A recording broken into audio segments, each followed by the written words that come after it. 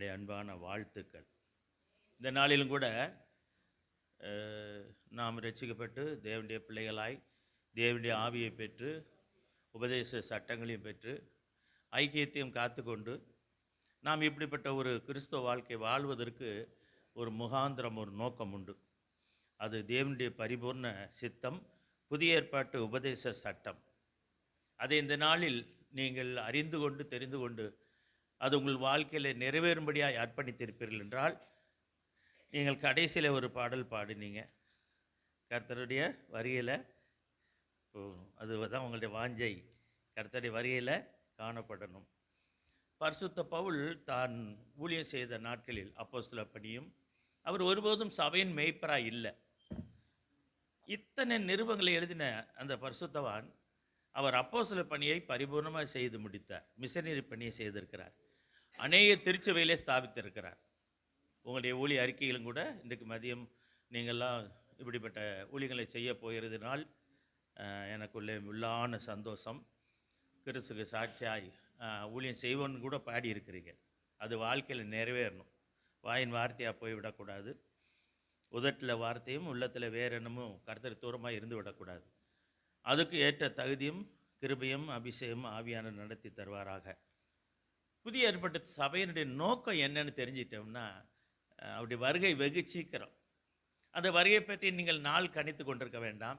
அது என்னைக்கு சம்பவிக்குமோ ஏதோ இல்லை. உங்களுக்கு நீங்கள் இன்றைக்கு சொல்லப்படுகிற சில காரியங்களில் நாம் எங்கே இருக்கிறோம் என்று பார்த்து அதை நேர்படுத்தி கொண்டால் அப்படி வருகையிலே காணப்படுவது நிச்சயம். கொலோசியருக்கு எழுதின நிருபத்தில் 1ஆம் அதிகாரம் அதில் 28ஆம் வசனம், புதிய ஏற்பாட்டு சபையின் சட்டம் இதுதான். கொலோசியர் 1:28.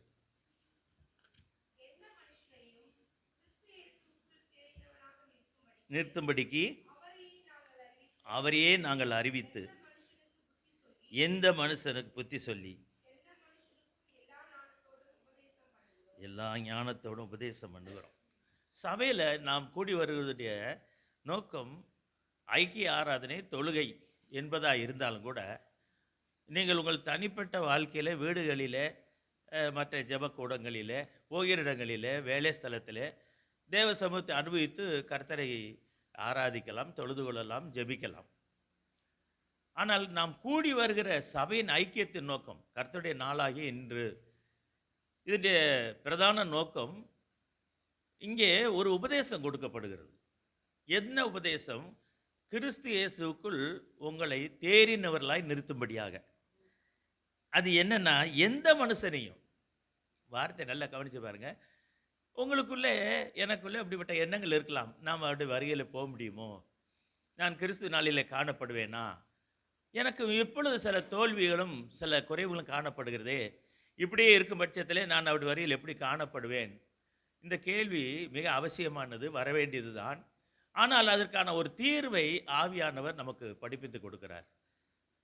எந்த மனுஷனையும் தேறினவர்களாய் நிறுத்தும்படி, இயேசுக்குள் தேறினவராய். வேற யாரும் நமக்கு அளவீடு கிடையாது. ஒரு பெரிய போதகரோ, இல்லை பெரிய சுவிசேஷகரோ, இல்லை பிரசங்கிமார்களோ, இல்லை நம்முடைய சபையின் மேய்ப்பரோ, ஊழியரோ, போதகரோ, யாராக இருந்தாலும் அவர் நம்முடைய அளவீடல்ல.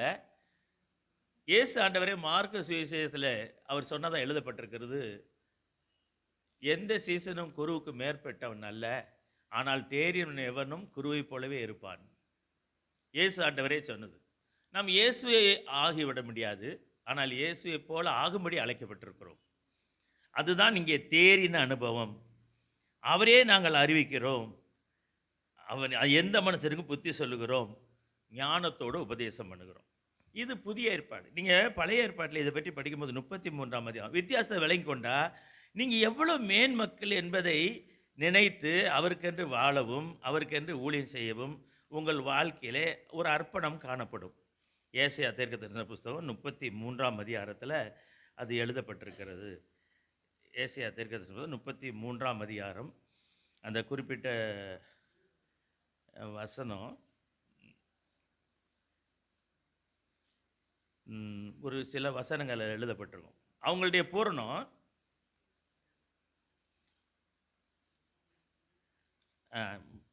15, 16, 17. நீதியாய் நடந்து. அஹ், ஆதாயத்தை வெறுத்து வாங்காதபடிக்கு அஹ்,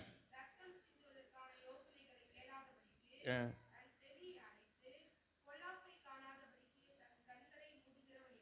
இவனும் உயர்ந்த இடங்களில் வாசம் பண்ணுவான். உயர்ந்த அடைக்கலமாகும்.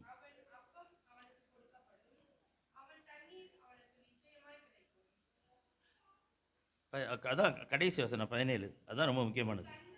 ராஜாவை காணும். இது பழைய ஏற்பாட்டு பரிசுத்தவான்களுக்குள்ள நிபந்தனை ஒழுங்கு. அவர்களை விட நீங்களும் நானும் ஒரு பூர்ணமான வாழ்க்கைக்கு அழைக்கப்பட்டிருக்கோம். அவங்க இயேசுடைய ராஜ்யத்துக்கு வர முடியாது, அதாவது அவர்கள் இயேசுடைய மனவாட்டியாய் வர முடியாது. இந்த வித்தியாசம் புரிஞ்சிட்டா நம்முடைய மேன்மை என்னதுன்னு சொல்லி அந்த மேன்மைக்காக நாம் எப்படி செயல்படுவோம்.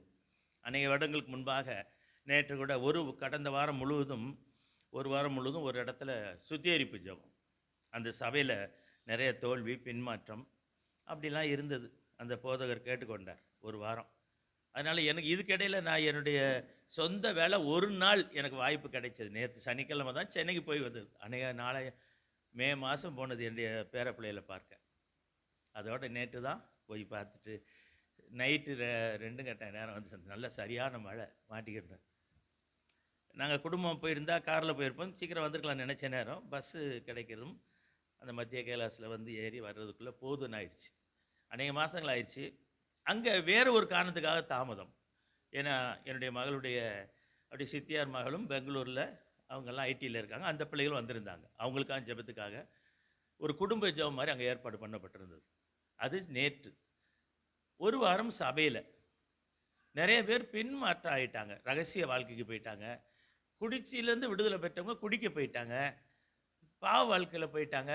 ஏன் அப்படி செய்தாங்கன்னு கேட்டபோது அந்த மேய்ப்பருக்கு பாவம் சொல்ல முடியல, அழுகிறார். அவர் என்ன சொல்கிறாருன்னா, எங்களுக்கு சுத்திகரிப்பு போதும், நீங்கள் என்ன காரணம் சொல்ல மாட்டேன், நீங்களே ஆவியான உணர்த்துறத எங்களுக்கு வார்த்தையை கொண்டு வாங்க, ஜெபிச்சு கொண்டு வாங்கன்னார். கடைசியில் அறிக்கை பண்ணாங்க. அந்த போதகரை அறிக்கை பண்ணார். என்ன பண்ணலாம், ஒரு வருகைக்கு போகணுமே. அவங்களுக்கு அந்த 5 நாள் திங்கக்கிழமை ஒரு மிஷனரி ஜெபம் ஊழியம், மற்ற நாட்கள் அவங்களுக்கு.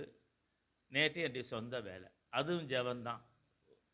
ஒரு என் மகள் இருக்கிற வீட்டில் ஒரு ஸ்டெல்லா மேரி காலேஜில் ப்ரொஃபஸராக இருக்குது. அந்த பொண்ணு குழந்தை இல்லை, அதுக்கு ஜெபம் பண்ண வந்திருந்தது. அது ரொம்ப நாளாக ஜெபிச்சு கொண்டு இருக்கிறது. அந்த பையன் ஒரு மியூசிக் டைரக்டர், அவங்க வந்திருந்தாங்க, எல்லாம் அடையாறில் இருக்கிறாங்க. ஒரு குடும்பமாக மாடியில் கூட்டி கொண்டாங்க. நான் போனது என்னுடைய பேரனுடைய பிறந்த நாள், 5வது பிறந்த நாளைக்கு நான் போக மாட்டேன், எப்பயுமே போனதில்லை. அடுத்த வாரம் தான் அந்த அவங்க கொண்டாட்டம்லாம் பண்ணுவாங்க, அதுலெலாம் கலந்துக்கிற மாட்டேன். ஜெபம் பண்ணுறது எனக்கு முக்கியம்.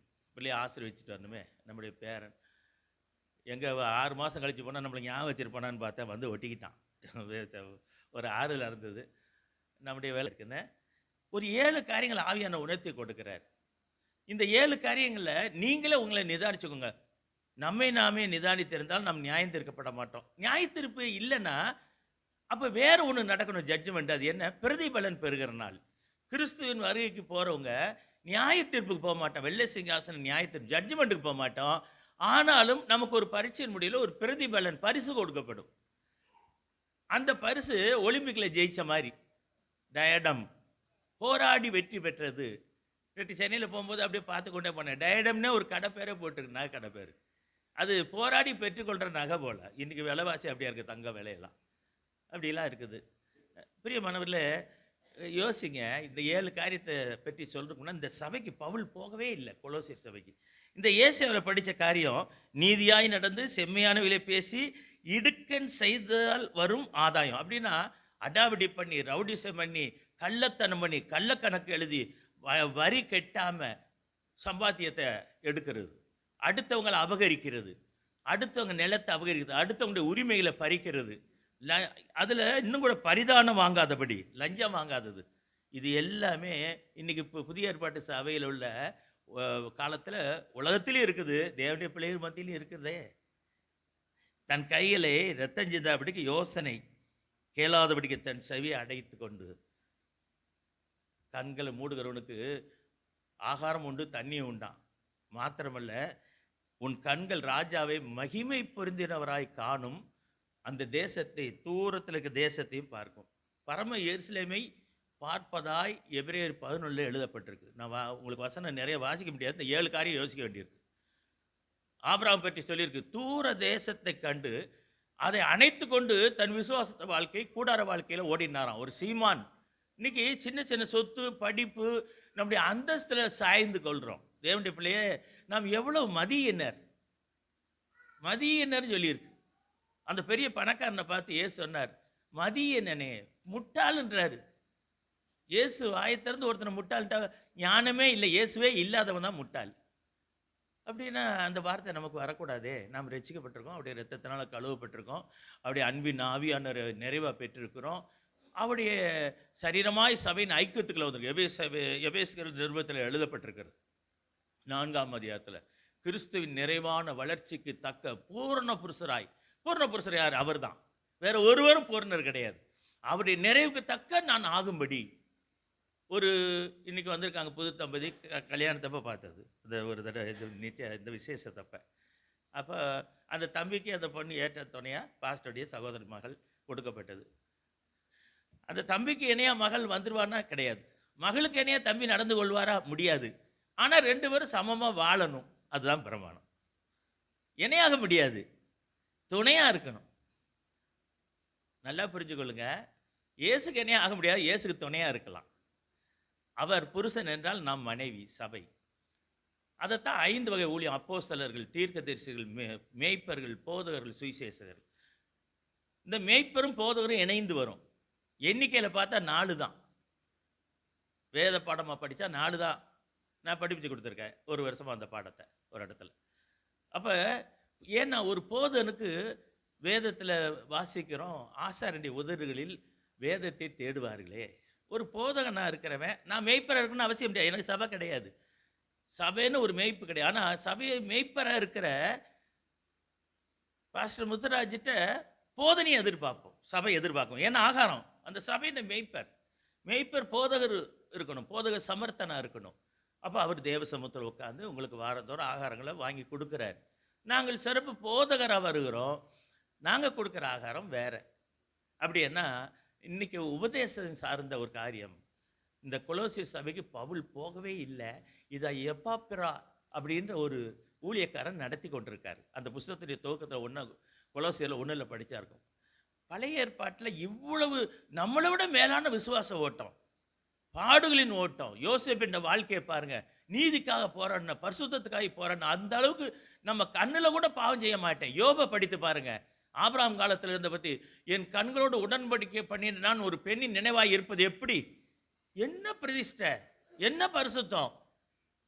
தோல்வி நிறைஞ்ச உலகத்திலும் அப்படியும் இப்படியுமா ஒரு சூரியனை போல தனித்து நின்ற பரிசுத்தவான்கள் இருக்கிறாங்களே, அவங்க வரலாறு தானே எபிரேயர் 11 முழுவதும்.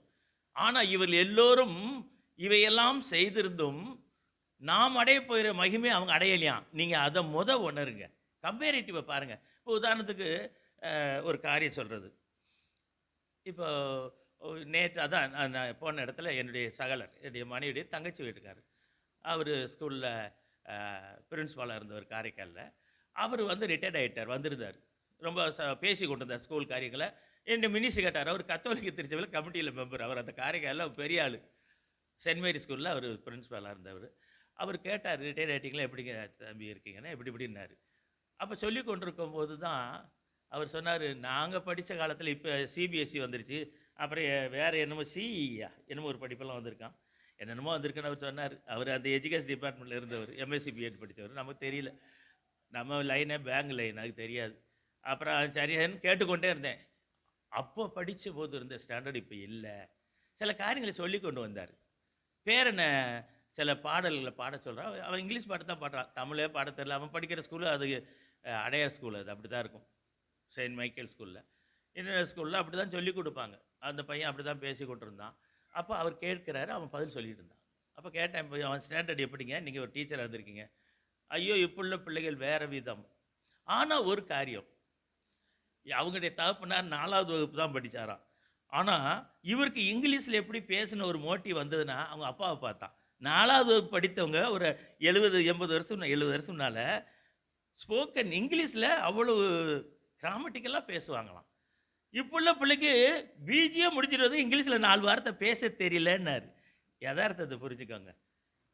ஏதோ ஒரு வகையில் அறிவு வளருது, ஏதோ வகையில் பயிற்சி எடுக்கிறோம், ஆனால் அடைய வேண்டியதை அடையலை. அவர் சொல்கிறாரு, அதில் ஆர்வப்பட்டு தான் நான் வெறிகொண்டு நான் இப்போ ஸ்போக்கன் இங்கிலீஷ் டீச்சராகவும் இருக்கேன்றாரு. அப்போ எனக்கு இது இங்கிலீஷில் பேசவே தெரியாதுன்னாரு. உண்மைதான், நான்லாம் தமிழ் மீடியம் படித்து அப்புறம் தான் கல்லூரியில் போய் தான் இங்கிலீஷ் மீடியம் போகணும். வேறு பேங்கில் வேலை செய்யும்போது பேசி தான் ஆகணும். ஆனால் எதுக்கு அது சொல்கிறேன்னா, நம்முடைய அர்ப்பணிப்பும் ஒப்பு கொடுத்தலும் அதற்கு ஒரு அடிப்படை நோக்கம் இருக்கணும். அதை அடையணும். நாம் என்ன நோக்கத்தில் கிறிஸ்துவ வாழ்க்கையில் ஓடிக்கிட்டு இருக்கோம்? இங்கே பவுல் சொல்லுகிறார், அந்த கொலோசை சபைக்கு நிருபத்தை எழுதுகிறார். அந்த சபையை மாத்திரம் அவர் எழுதின நிருபத்தில் அந்த ஒரு சபையில் ஒரு குறையை அவர் சொல்ல முடியல. மேலானவைகளை தேடுங்கள் என்று 3வது அதிகாரத்தில் எழுதுகிறவர் அந்த எபாப்பிராக்கு தீத்துக்கு கடிதம் எழுதுகிறார். உன் சபையை குறித்து நான் மேன்மை பாராட்டுகிறேன். நான் அப்போஸ்தலர் பணி செஞ்சுட்டு வந்துட்டேன், சபை நீ நடத்துகிறாய், ரொம்ப சந்தோஷமா இருக்கு. ஆனால் ஒரு காரியம் கற்றுக்கொள், உன் சபையை கிறிஸ்து இயேசுக்குள் எந்த மனுஷனையும் தேர்வாய் நிறுத்தும்படி அவரையே அறிவித்து அவருக்கு போதனை பண்ணு, அவரை பற்றி சொல்லு, அவங்க வருகையில் போகணும். பிரியமானவர்களே, இது புதிய ஏற்பாடு. பழைய ஏற்பாட்டில் அது இல்லை. அதைத்தான் உன் கண்கள் ராஜாவை மகிமைப்படுற இயேசுவை பார்ப்பாங்க. ஆனால் இயேசுடைய மனவாட்டியை வர முடியாது. கல்யாண வீட்டுக்கு போய் நம்மலாம் போய் பொண்ணு மாப்பிள்ளையை பார்த்த மாதிரி தான். தாய் தப்பனாக இருந்தாலும் பொண்ணு மாப்பிள்ளையை பார்க்கத்தான் முடியும். ஆனால் கணவன் மனைவி தான் அவங்க வாழ்க்கையை அனுபவிக்க முடியும். அதுபோல் மனவாட்டி சபை, நீங்கள் இயேசுடைய மனவாட்டி சபையாய் போகிற இன்றைக்கு மனைவி என்று அழைக்கப்படுகிற நீங்கள் எவ்வளவு பெரிய பாக்கியவான்கள். நாம் நீசத்தனமான வாழ்க்கையில் வாழ முடியுமா, வாழலாமா? கொஞ்சம் யோசனை பண்ணி பாருங்க. நம்முடைய மேன்மையே நமக்கு தெரிகிறது இல்லை. அதனால தான் நாம் நம்முடைய வாழ்க்கையில் அனைவச விழுந்து விழுந்து எந்திரிக்கிறோம், தொலைச்சி போடுறோம். வேண்டாம் பிரியமானவர்களே. இங்கே கொலோசை சபைக்கு அவர் சொல்லும்போது தேறினவர்களாய் நிறுத்தும்படி ரொம்ப அற்புதம். ஒரு 7 அனுங்களை மிக மிக சுருக்கமாக நான் சொல்லி முடித்து விடுகிறேன். இந்த காரியங்களை சொல்லும்போது முதல் அவர் சொல்கிறாரு, அந்த 1 கொரிந்திய அந்த கொலோசியர் 1ஆம் அதிகாரம் 12-13 முட்டைக்காரக்கா படிங்க. இது முட்டை இல்லையே. சரி, முட்டை பஜ்ஜி கொடுக்குறவங்க படிக்க சொன்னால் வாழைக்காய் பஜ்ஜி படிச்சுக்கிட்டு இருக்காங்க. படிங்க.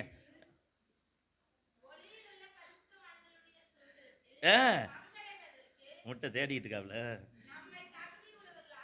தகுதி உள்ளவர்களா, கண்ணு தெரியுது.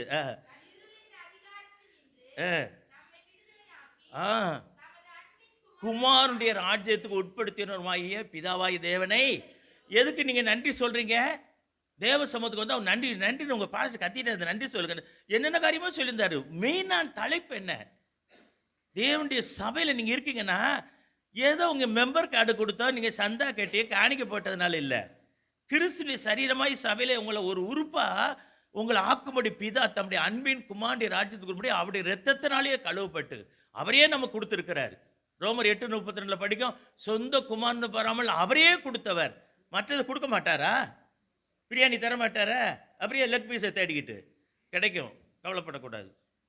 சந்திரசேகர் நிறையா போட்டிருக்கேன்னு சொன்னார். அது நல்லா இனிமேல் வெட்டி போட்டிருக்கேன். இல்லாட்டா ஒரு பீஸ் ஒருத்தருக்கு பெருசாக வருதா, ஒருத்தருக்கு தோல் தான் வருதான். பார்த்துக்கு. சரி, சந்தோஷம். அன்பின் குமாண்டி ராஜ்யம்ன்றது சபை. இதுதான் அன்பின் குமாண்டி ராஜ்யம். நீங்கள் எங்கே இருக்கிறீங்க? அமெரிக்காவில் இருக்கிறத பற்றி ஒரு பெருமையாக பேசின ஒரு 50-60 இருக்கும் முன்னால் நான் படிக்கிற இடத்துல அந்த நாட்டில் பிராமணர் நண்பர்கள் அவங்கெல்லாம் படித்து முடித்தோன்னே எல்லாம் அமெரிக்காவுக்கு போகிறோன்னு போனாங்க. அது ஒரு பெரிய கனவு. இன்றைக்கி அமெரிக்காவிலேருந்து துரத்தப்படுறாங்க. உங்களுக்கு தெரியுமா? ஐடி ஆளுகளை விரட்டுறாரு. வருஷத்துக்கு அந்த ஊர் கணக்கில் $28 மில்லியன் பணம் கட்டினா தான் நீ வேலைக்கு இருக்க முடியும். நம்ம ஊருக்கு அது எத்தனையோ கோடி. அத்தனையும் அவனுக்கு கொடுத்துட்டு இவன் என்ன தாங்க சாப்பிடுவான்? அந்த ஊரில் இருக்க முடியாது. நினச்சி பாருங்க. நேற்று சென்னையில் அந்த இன்னொரு பையன் குழந்தை இல்லாத அந்த மியூசிக் டைரக்டர் அவங்க மனைவி வந்திருந்தாங்க. அது ஸ்டெல்லா மேரி காலேஜுக்கே நீ கூட்டிகிட்டு போச்சு அங்கே போய் சிஸ்டர்கிட்ட பேசிட்டதுக்கு. இவர் ஊழியர் அப்படி இப்படின்னு. அப்போ அதை முடிச்சு அதனால எனக்கு நேற்று லேட்டு சில விசிட்டிங் இருந்ததுனால. அப்போ அது வந்த உடனே அந்த அந்த தம்பி சொல்கிறாரு, ஏன் தம்பி காலேஜ் இங்கே இருக்கே? அந்த பொண்ணுகிட்ட கேட்டேன். அது பேர் ஆல்பி ஏம்மா உனக்கு காலேஜ் இங்கே இருக்கும்போது நீ ஏன் அங்கே இருக்க? நான் பக்கத்தில் இருந்தால் அடிக்கடி வேலை வாங்குவாங்கப்பா, கடைசி வரைக்கும் இருக்க சொல்லுவாங்க, அதான் தூரமாக இருக்கு. அந்த பையன் சொன்னா அது மட்டும் இல்லை, அவள் எல்லா வேலையும் செய்வா. டயலாவில் முடிச்சிருக்கிறா, அங்கே தான் முடித்தா எல்லா படிப்பும். அவள் நல்லா படிப்பா. நான் வந்து நான் லேல தான் படித்தேன், ஆனால் நான் வந்து இதில் மியூசிக்கில் வந்துட்டேன் அப்படின்னாரு. அப்படி இப்படி பேசி கொடுக்கும்போது அந்த காந்தி நகர் சர்ச்சில் கேத்தலிக் சர்ச்சில் அவர் தான் மியூசிக் வாசிக்கிறவராம். நாளைக்கு ஆராதனைக்குள்ள பாட்டெலாம் என் மக அந்த கம்ப்யூட்டரில் போட்டு அவங்க அனுப்பிக்கிட்டு இருக்கிறாங்க. நான் கேட்டேன், இதில் எல்லாம் ஆர்வமாக இருக்கேன்னு. அவள் ஃப்ரெஞ்சு ஃப்ரெஞ்சு இங்கிலீஷ் ஆராதனைக்கு எழுதுறா, அந்த பையன் தமிழில் எடுத்துக்கிட்டு இருக்கான். இந்த காரியங்களை செய்து கொண்டிருக்கும்போது அந்த பையன் சொல்கிறான் பாருங்க, இங்கே நாங்கள் ஏன் இங்கே இருக்கிறோம், அந்த இடத்த விட்டு இவ்வளோ தூரம்னா, அந்த காலேஜ் பக்கத்தில் இருக்கிற அந்த ஏரியாவில் வாடகை 40,000 50,000 50,000க்கு குறையா வீடே இல்லையா. கணவன் மனைவி 2 பேர் தான், குழந்தை வேற இல்லை. ஆனால் நாங்கள் இங்கே இருக்கிற இடத்துல 30,000, அந்த 20,000 அவ வாங்குகிற சம்பளம் ஸ்டெல்லா மேரிஸ் காலேஜுக்கு சிஸ்டர்ஸ் நடத்துகிறாங்க, கவர்மெண்ட் எய்டடு அப்படின்னு போய் சொன்னாப்புல, அட்டானமிக் காலேஜா அப்படி இப்படி பல காரியங்களை சொல்லும்போது எங்கள் வருமானத்தை கணக்கு பற்றி நாங்கள் இவ்வளோ தள்ளி இருக்கிறோம். இப்போ சென்னையில் எவ்வளோ பயங்கரமாக இருக்குது பாருங்க. 30,000 வாடகையாம், ஒரு மாதம் 30,000 வாடகை. ஒரே ஒரு இவ்வளோ தான் இருக்குது வீடு. இவங்க இருக்கிறது கோட்டூர்புரம். யோசனை பண்ணி பாருங்க, அவ்வளோ தூரம் காத்தானா காரில் போயிட்டு வராங்க. அந்த செலவுன்னா அதுக்கு அது தேவையில்லை அப்படின்னு. எதுக்கு இதை சொல்கிறேன்னா, அந்த வேலை முக்கியம், ஆனால் அதுக்காக நாங்கள் சில காரியங்களை இழக்க முடியாது, அடையணும். அதுக்காக நாங்கள் இவ்வளோ தூரம் இருக்கணும். சில உலக விஷயங்களை பேசுகிறாங்களே, ஆவிக்குரிய உலகத்தை பற்றி நம்ம அப்படி யோசிக்கிறோமா? நான் எப்படி ஆயிலும் இயேசுவை போல் ஆகணும். ராஜாவே தூரத்தில் காண மாட்டேன், ராஜாவை அடையணும். அந்த தேசத்தை தூரத்துலேருந்து ஆபிரகாம் அதை விசுவாசித்து கண்டு அரவணைத்து கொண்டு ஓடி முடித்தான் இருக்கு. அந்த தேசத்தை அடைய முடியாது. அசைவில்லாத ராஜ்யத்தை அடையும்படி அவர் இந்த பூமியில் அந்நியரும் பரதேசம் சொல்லி தன் பேரப்பிள்ளைகள் வர 3ஆம் 4ஆம் தலைமுறை மட்டும் கூடாரங்களில் குடியிருந்து போனாராம். இன்னைக்கு நமக்கு இந்த உலகம் நிச்சயம்ன்றீங்க. இது இந்த நீங்கள் காண்கிற உலகம் 2 கொரிந்தியர் 4ஆம் அதிகாரத்தில் பவுல் சொல்லும்போது காண்கிறவைகள் அழிவுக்குரியவைகள். 18ஆம் வசனம், 4:18, ஏனெனில் காணப்படுகிறவைகள் காண்கிற எல்லாமே அப்படின்னா என்ன அர்த்தம்? நிலையானதல்ல. உங்களை நீங்களே பார்க்குறீங்க, சுதா ஒன்றே நீ பார்க்க முடியுமா கண்ணாடியில்? அது நிலையானதா? ஆத்மா பார்த்துருக்கியா? ஆவியை பார்த்துருக்கியா? ஆனால் அது நிலையானது. காண்கிற இது அழிவுக்குரியது. இப்போ சமயத்தில் அம்மா யார் அவங்களுடைய கணவர் மறிச்சு பண்ணாங்க, நாம் இழக்கிறோம். 115ஆம் சங்கீதத்தில் வாசிக்கிறோம், ஏசாயா தீர்க்கதரிசனம் சொல்லுது, நீதிமான்கள் தீங்கு நாட்கள் வரக்கு முன்னே எடுத்துக்கொள்ளப்படுறாங்க. அப்படின்னா அந்திக்கிறிஸ்து ஆட்சி வருது சீக்கிரம். காலன்ற அட்டவணை சொல்லுக்கு நான் வரல, அதுக்கு என்னுடைய வேலையும் இல்லை. அதுக்குன்னு சில போதகர்கள் ஜெகன் போலங்க சொல்லி கொண்டிருக்காங்க, கணித்து கொண்டு சொல்லட்டும், அதுவும் அவசியம்தான். கால அட்டவணை எனக்கு அது தேவையில்லை. இன்றைக்கி பேசப்படுகிற இந்த 7ல் நீங்கள் நின்றுட்டீங்கன்னா அந்த அட்டவணை நமக்கு தேவையில்லை. ஆண்டவர் இயேசு உங்களை கூட்டிகிட்டு போயிடுவார். அப்படின்னா அவர் சொல்கிறார், அன்பின் குமாரி ராஜ்யத்துக்கு வந்திருக்க நீங்கள் எவ்வளவு நீங்கள் பிரயாசப்படணும். அதைத்தான் அதே கொலோசியர் 1:29 அதற்காக எனக்குள்ளே வல்லமையாய் கிரியை செய்கிற அவருடைய பலத்தின்படி போராடி பிரயாசப்படுகிறேன். உங்களுக்கு பிரயாசம் வேணுங்க. தயவுசெய்து இப்போ கேட்க போகிற இந்த 7 காரியத்தை நம்முடைய நேரத்துக்குள்ளே முடிச்சு கொள்வோம். 7 காரியம் ரொம்ப முக்கியமானது. இதுக்கு முன் உதாரணமாக தலைப்பா கொலோசியர் 3ஆம் அதிகாரம். இந்த புத்தகத்துக்குள்ளே நிறைய காரியங்கள் ஆவியானவர் சொல்லித்தரார். அந்த திருச்சபையாக இந்த டெலிவரன்ஸ் சர்ச்சு இருக்கட்டும், கிறிஸ்துடைய வாஞ்சை நிறைவேறட்டும். 3:17 கொலோசியர் 3:17 வார்த்தையினாலாவது செயல்களினாலாவது நீங்கள் எதை செய்தாலும் கர்த்தராகிய இயேசு கிறிஸ்துவின் நாமத்தினாலே செய்து பிதாவாகிய தேவனை ஸ்தோத்திரிங்கன்னா ஸ்தோத்திரம்னு சொல்லி கொண்டிருக்கிறது இல்லை, அவருக்கு நன்றி செலுத்துறதுக்கு அடையாளமா இயேசு கிறிஸ்துவின் முன்னிலையில் வார்த்தையினாலாவது செயலினாலாவது நீங்கள் இப்போ எதை செய்தாலும், உங்கள் வாழ்க்கையாக இருக்கட்டும், ஊழியமாக இருக்கட்டும், கொடுக்குற காணிக்கையாக இருக்கட்டும், இங்கே செய்கிற சந்திரசேகர் போல ஆட்கள் செய்கிற வேலையாக இருக்கட்டும், கோட்டக்கார ஐயா செய்கிறது போல் அந்த அவர் கோட்டு பக்கம் ஐயா செய்கிறது போல் வேலையாக இருக்கட்டும், எல்லாம் அவருடைய நாமத்தினால பிதாக்கு மகிமை உண்டாகணும். இப்போ 7 காரியம். முதல் காரியம் தேறினவன் ஆகிறது. கொலோசியர் 3:24. இதுக்குள்ளேயே படிச்சு பாருங்களேன். கொலோசியர் 3:24. திருப்பி இது வேற வார்த்தை. எதை செய்தாலும் மனுஷருக்கென்று செய்யாமல் கர்த்தருக்கென்றே மனப்பூர்வம். இப்ப அடிப்படை ஒரு வார்த்தை வச்சுக்கோங்க. இதை மனசுல வச்சு இந்த ஏழையும் பாருங்க. மனப்பூர்வம். இது விளக்கம் புரியுதா? மனப்பூர்வம். கம்ப்யூட்டர் அக்கா தெரியுமா மனப்பூர்வம்னா? தெரியலையா? வீடியோ ஒளிப்பதிவாளரே தெரியுதா? மியூசிக் டைரக்டர்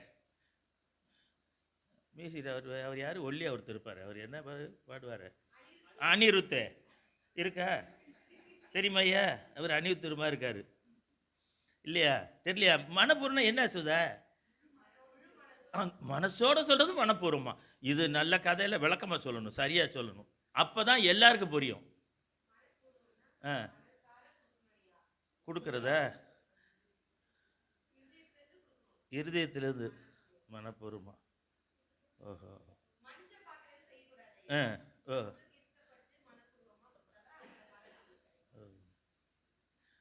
மனசார கொடுக்கணும். அதில் மனசுன்னு வருதுல்ல, அதனால் அதுக்கு ஒரு விளக்கம் கொடுக்குறாங்க அக்கா. சரி, மனப்பூர்வம்னா ஒரு டெஃபனிஷன் பார்த்துங்க. ஆவியார் சொல்லித்தராரு. சந்தோஷமாக, மகிழ்ச்சியாக, முக்கியமானது அண்டலம் எந்த எதிர்பார்ப்பு இல்லாமல் செய்கிறதுக்கு பேர் தான் மனப்பூர்வம். எதிர்பார்ப்பே இருக்கக்கூடாது. இப்போது ஊழியம் செய்கிறவங்க ஊழியக்கார கூட்டத்திலே என்ன சொல்லியிருக்கிறாங்க? என்ன சொல்லுவேன்னா, அவங்க சொல்லுவாங்க, நான் கர்த்தர் ஊழியம் செய்தால் பிதாவானவர் நம்மை கனம் பண்ணுவார். ஏய்யா, பிதா கனம் பண்ணுவார்ன்றதுக்காக கர்த்தருக்கு ஊழியம் செய்யறியா? உன்னை ரட்சித்து இருக்கிறாரு. உன் பாவத்தை பாவியில் விடுங்க. என்ன ரட்சித்தது யாரு? என்ன உலகத்தில் என்ன காரியங்கள் ஆண்டவர் ஆசீர்வதிச்சா கூட அப்படி உன்னத படிக்க நீ உண்மையில் ஒன்று நம்பி கொண்டு வந்து நிறுத்தி இருக்காரு. தகுதிப்படுத்தினது யாரு? அப்படி ரத்தமும் அப்படி ஆவியானவர்ல. அப்போ அதுக்கு நான் கடனாளியா இருக்கேன்னு தான் இன்னும் உணர்ந்து தேவ பயத்தோடு இந்த ஊழியத்தை நான் செய்கிறேன். எனக்கு பிதா கனம் பண்ணுவார், கடைசியில் ஏதாவது தருவார், சொத்து எழுதுவார் மெட்ர பரலோகத்துலலாம். இங்கே சொத்து இல்லை, அங்கே 4 பிளாட்டு தருவார்லாம் எதிர்பார்க்கல சந்துரு. இங்கே பிரியாணி சாப்பிடாதனால அங்கே வாங்கோலி பிரியாணி போடுவார்னு ஊழியம் செய்யல. நான் சொல்ல வர்றது, எந்த எதிர்பார்ப்பு இல்லாமல் செய்கிறதுக்கு பேர் தான் மனப்பூர்வம். இப்போ நீங்கள் வாங்க, அதில் முதல் காரியம் இதை பழைய ஏற்பாட்டிலேருந்து உதாரணம் எடுப்போம். அங்கேருந்து எடுத்து தான் புதிய ஏற்பாட்டில் எபிரேய ஆக்கியோன், அவர் பவுலுன்னு சொல்ல முடியல, அதை எழுதுன நிருபக்காரர் அப்படி எழுதுறாரு. லேவியராகமம் 22-29 கொஞ்சம் படிங்க. லேவியராகமம் கொஞ்சம் எடுத்தவங்க பக்கத்தை சொன்னீங்கன்னா, கம்ப்யூட்டருக்கா பக்கத்தை சொல்ல முடியாது. இந்த என்ன லேவியராகமம், லெவிட்டிக்ஸ் 22-29 இதில் போட்டுட்டீங்கன்னா அவங்க எடுத்துருவாங்கம்மா. ஆனால் சரி, ஸ்தோத்திர பலி செலுத்துறதுல இருக்குது. 9 வகை பலிகள், 7 பண்டிகைகள்னு இருக்கும் பழைய ஏற்பாட்டில். அதில் ஸ்தோத்திர பலி தான் ரொம்ப முக்கியமானது. அது பாவநாள் பலி, குற்றநோன பலி, சமாதான பலி, அப்படி இப்படிலாம் இருக்கட்டும். அதில் இந்த ஸ்தோத்திர பலின்றது நன்றி பலி. தேவ சமூகத்துக்கு வந்த உடனே இல்லை, தேவ சமூகத்தை அனுபவிக்கிற நம்முடைய ஜீவியனாலெல்லாம் ஒவ்வொரு நிமிஷமும் சுவாசம் விட்டு எடுக்கிறோமே, எவ்வளோ நன்றியாக இருக்கணும். இன்றைக்கி 21ஆம் தேதி இந்த 9:58 நான் உயிரோடு இருக்கதே நன்றி சொல்லணும்ல சந்துரு. நான் சமீபத்தில் இந்த பிரகாஷ்னு ஒருத்தர், நான் ஒரு சபைக்கு போனேன்னு, அந்த பெரிய ஏசி மெக்கானிக் பாஸ்டர்கிட்ட கூட சொன்னேன், ஒரு நாள் கூட்டிகிட்டு வந்து எல்லாத்தையும் சுத்தம் பண்ணணும். அவருடைய மனைவி மறிச்சிட்டாங்க, சின்ன வயசு தான். மணக்குள்ள விநாயகர் ஆஸ்பத்திரியில் போய் ஆறுதல் சொல்லி கடைசியில் மறிச்சிட்டாங்க. அடக்காரங்களும் போய் செய்து கொடுத்தேன். நான் மேக்ஸிமம் இப்போ கல்யாணத்துக்கெல்லாம் போகிறதில்ல, இந்த மஞ்சள் தண்ணிக்கெல்லாம் போகிறதில்ல, பிறந்தநாளைக்கு வர்றதில்லை. சாவிடுன்னா போயிடுவேன், போய் செய்து கொடுத்துட்டு வருவேன். ஏன்னா நித்தியத்தை குறித்த நம்பிக்கை கொடுக்கணும்ல. அந்த தம்பியை ஆறுதல் பண்ணிவிட்டு இப்போ 2வது மேரேஜுக்கு அவர் கேட்டுருக்கார் போல். அவங்க சபையில் பார்த்தேன் அந்த ராபோஜன் அன்னத்துக்கு. அப்போது அன்றைக்கி அவர் 2வது போன ஞாயிற்றுக்கிழமை அந்த சபைக்கு நான் ராபோஜன் கொடுக்க போகிறேன். போகும்போது வழியில் வால் போஸ்ட் எங்கள் வீட்டு பக்கத்தில் ராணி ஆஸ்பத்திரிக்கிட்ட நெடுக்க உத்து பார்க்குற MD-DM. MD பெரிய படிப்பு, பிஜி மெடிக்கல் சயின்ஸில், DM ஸ்பெஷல் படிப்பு. என்ன ஸ்பெஷல் படிப்புனா கார்டியாலஜிஸ்ட், இருதய டாக்டர். வயசு என்னன்னு உத்து பார்க்குறேன். நம்ம மாப்பிள்ளை தம்பி மாதிரி இருக்காரு. 42 வயசு.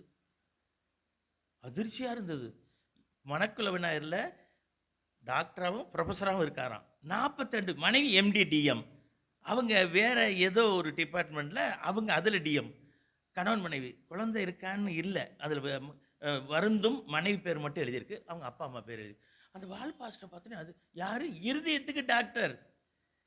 இந்த பொண்ணுக்கு நான் ட்ரீட்மெண்ட் கொடுத்து சாகப்போற காலத்துல அவர் அங்க டாக்டரா இருந்திருக்கிறாரு. எனக்கு அவரும் தெரியாது. ஆனா கடந்த வாரத்தில் நடந்த சம்பவம், அந்த வால் போஸ்ட் ஒட்டுக்கு வருத்தம் தெரிவிக்கணும். 42 வயசு இருதயத்தை காப்பாத்துறதுக்குன்னு உள்ள டாக்டருக்கு அப்படி இருதயத்தை காப்பாத்துறதுக்கான போற நேரம் தெரியலையே. தேவ பிள்ளையே, நம்ம கொடுத்துருக்க ஒவ்வொரு நிமிஷத்துக்கு நீங்க எவ்வளவு நன்றியா இருக்கணுமா இல்லையா? என்ன சுதா? பாட்டு பாட முடியுது. சில நாட்களுக்கு முன்னால பாட்டு பாட முடியாம பின்னால செவுத்துல அடை கொடுத்துட்டு உட்காந்துருக்கல, அடக்கோழி மாதிரி.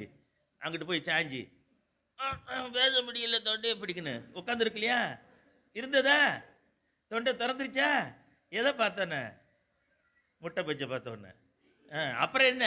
கர்த்தர் அப்ப நமக்கு ஆயுசை கொடுத்துருக்காருல்ல. ஆயுசை கொடுத்துருக்காரா? வாங்குவேன் வாங்குவேன். ஏங்க நான் இது மானத்தை கொடுக்குறேங்க, மானத்தை வாங்குறேன். எல்லாரும் முட்டை பஜ்ஜி கொடுத்தாங்களா?